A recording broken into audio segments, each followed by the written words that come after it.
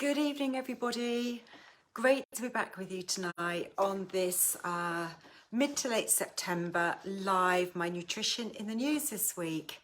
And it's certainly getting chillier. I feel the cold, always have felt the cold. So I'm really noticing it now, mornings, evenings, even a little bit in daytime, and the nights are really drawing in.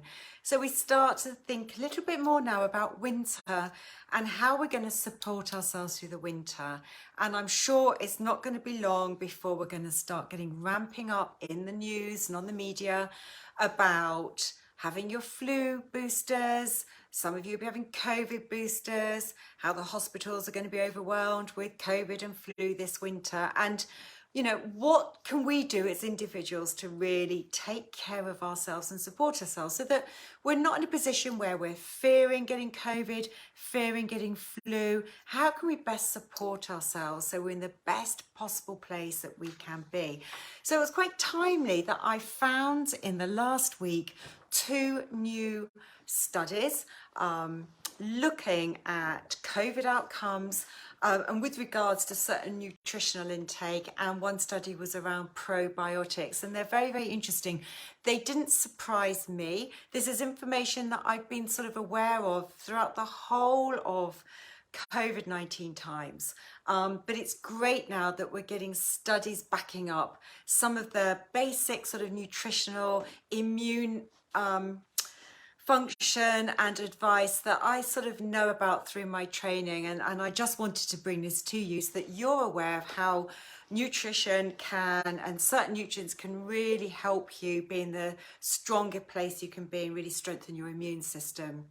Now, the first one was around the role of antioxidants. I come on to talk about what they are and what this is in relation to. And it was talking about specific antioxidants, vitamin C, vitamin D, and 2 minerals, zinc and selenium, and how these, through different studies that they looked at, have been shown to improve the outcomes of COVID-19 in different ways. Now, this is to do with oxidative stress. Now, oxidative stress, what oxidation is, oxidation happens all the time. Every time we create energy in the body, we're creating energy all the time for the body to function, you know, for the heart to beat, for our lungs, for breathing, creating energy. We have this thing called oxidation. Now, if there's too much oxidative stress, it's a sign that when we have oxidation, we're producing something called free radicals. This is a natural part and parcel of creating energy and oxidation that's going on all the time in the body. But if we have a situation where there is too much oxidative stress, it's a sign that we're producing too many free radicals and there isn't enough antioxidants which quell those free radicals, and free radicals actually damage our cells. So if we didn't have any antioxidants in the body, we would keep producing oxidation, free radicals, and would start damaging our cells and tissues very, very quickly. And there are certain nutrients that I've just explained, and I'll go into a bit more, that are known as antioxidants. What they do is they neutralize these free radicals. If you imagine that we've got lots of little radicals, if you imagine these little balls going around your body, and they're damaging our cells and our tissues, causing a lot of damage to them, whether it's our lungs or elsewhere in the body.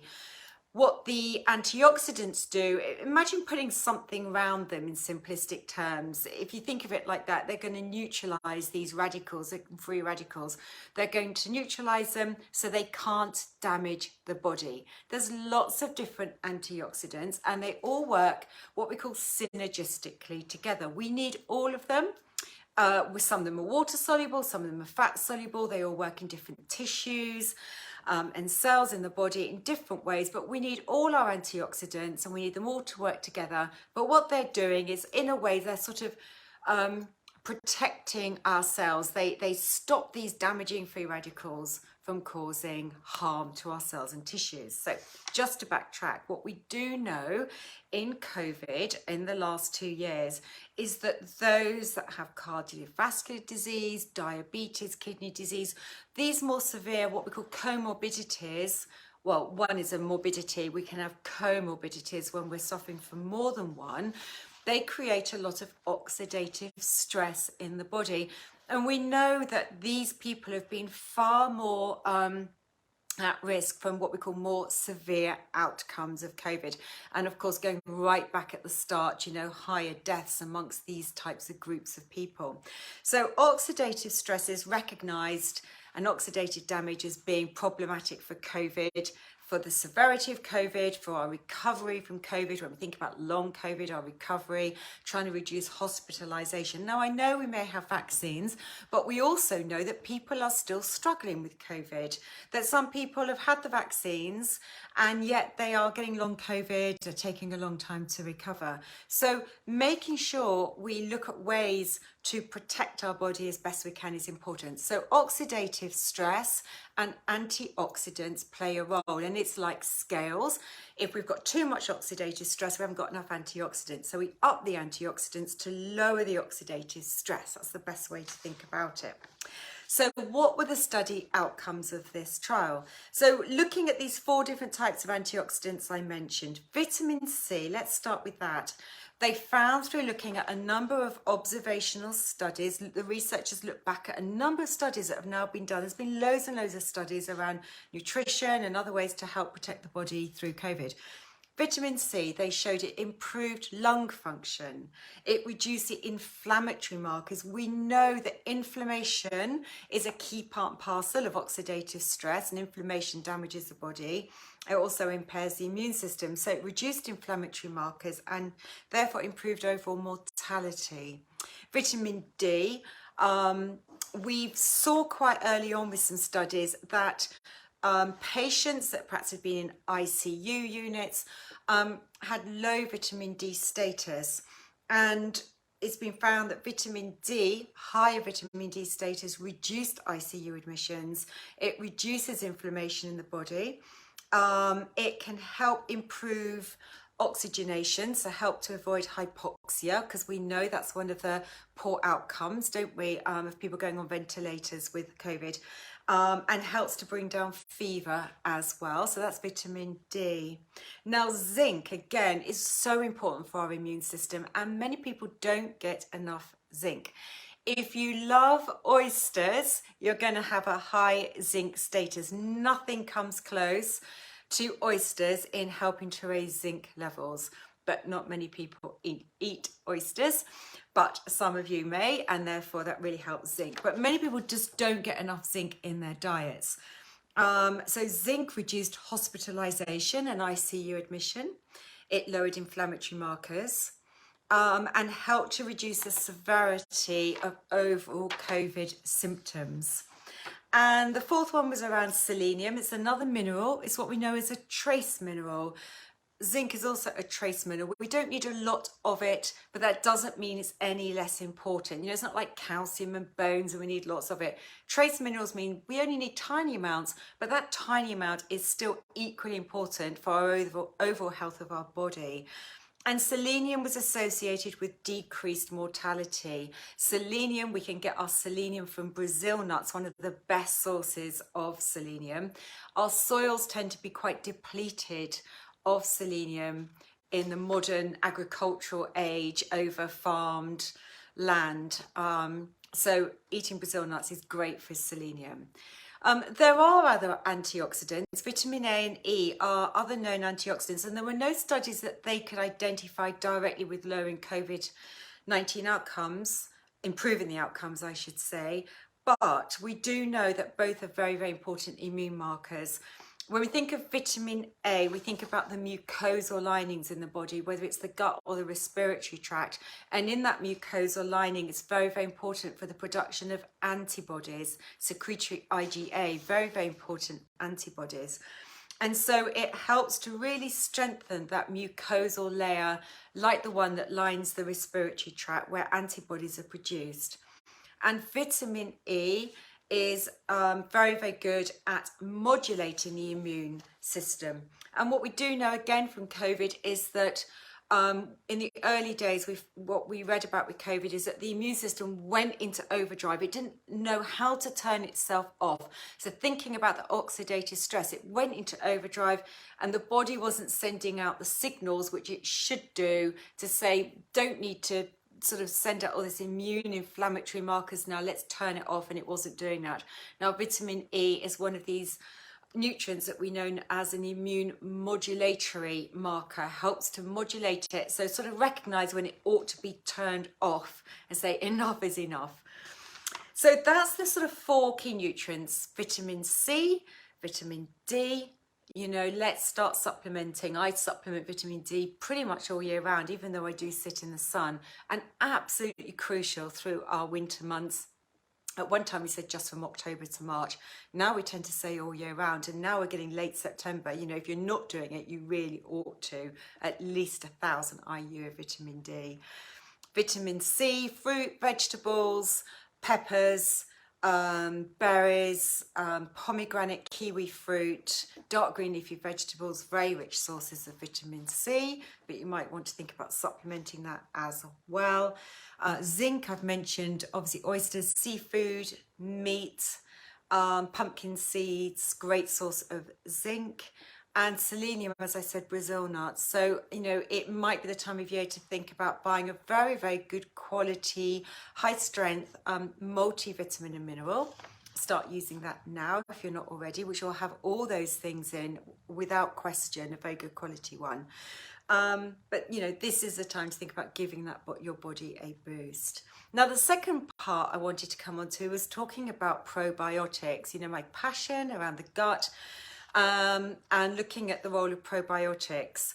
So there was a separate study looking at probiotics and how they improve the outcomes of those with COVID-19 symptoms. This is really interesting. Now, this is what we call a gold standard. It was randomized, i.e. the people were taken from random sources, quadruple blinded, and I hear about double blinded, but basically it means that those taking part in the trial, and I'm talking about the clinicians here as well as the patients, have absolutely no idea who's getting the probiotics and who's getting the placebo. So you can't influence it. There is absolutely zero risk of anyone knowing whether they've had the probiotic or the placebo. That's so important when you do these trials. And it was this double-blinded placebo-controlled trial. So in this study, half got a particular type of probiotic with several different strains in it, and the other half of the trial, pretty much 50-50, got the placebo, i.e. they were given a pill or a capsule, but it had nothing in it. So people had no idea. 300 adults, roughly half men, half women, between ages of 18 and 60, and almost half of those had known risk factors for more severe COVID outcomes. Like I said earlier, you know, cardiovascular disease, diabetes, kidney disease, people with comorbidities, those that are more likely to have severe outcomes. And they'd had this, either the placebo or the probiotic, for 30 days, not a significantly long period of time from the start. Now, the outcomes are quite interesting. 53% of the probiotic group had complete remission of symptoms, because these were all people with symptoms at the start, compared to only 28% of complete remission in the placebo group. There were much higher levels of antibodies. I spoke about antibodies in the mucosal layer just now, and there were much higher levels of antibodies, raised antibodies, significantly higher with the findings from those in the probiotic group compared to those taking the placebo. We need antibodies to fight infection. The inflammatory markers were lower in the probiotic group, so we don't want the body to have too much inflammation going on, because it creates so much damage in the body. And the recovery time in the probiotic group was reduced by 5 days. So fantastic outcomes from using probiotics. They also had better digestive symptom outcomes compared to those in the placebo group. Of course, that wasn't the main driver for the study, but I think they asked people the questions about digestive symptoms and then measured that at the end, and so there were improved digestive symptom outcomes as well.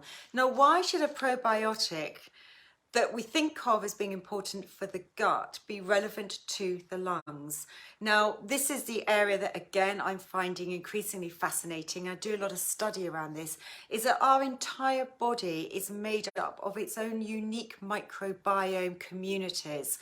We're learning more and more about these. We've got them everywhere in our body, and the supplement company, the testing company I use for gut testing also does other microbiome testing as well, which is absolutely brilliant.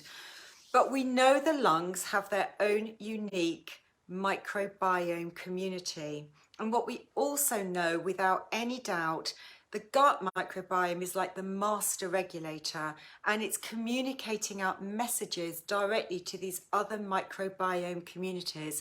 So in this instance, we talk about the gut-lung axis. The gut microbiome is communicating with the lung microbiome and influencing what is going on.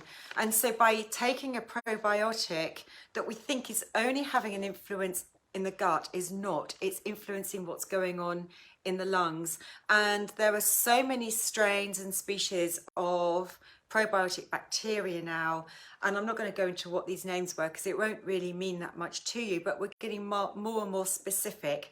Now, whilst they use specific strains, it really does reinforce to us that we should take care of our gut microbiome by using good quality probiotics, even prebiotic fibers, and thinking about how to fuel the gut microbes to make sure our gut microbiota is as strong as it possibly can be.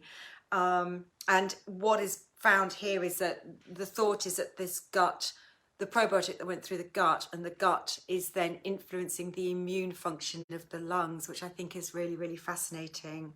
So a couple of areas there to be thinking now about as we head into winter, how we can support ourselves nutritionally, how we can think about taking probiotics, or certainly supporting ourselves with the fuel that supports our gut microbes as well, because all of these things are so important to help, not just to do with COVID, but we need to be thinking about flu and other viral infections that can be on the increase, and we know they get much higher through the winter months compared to the summer months.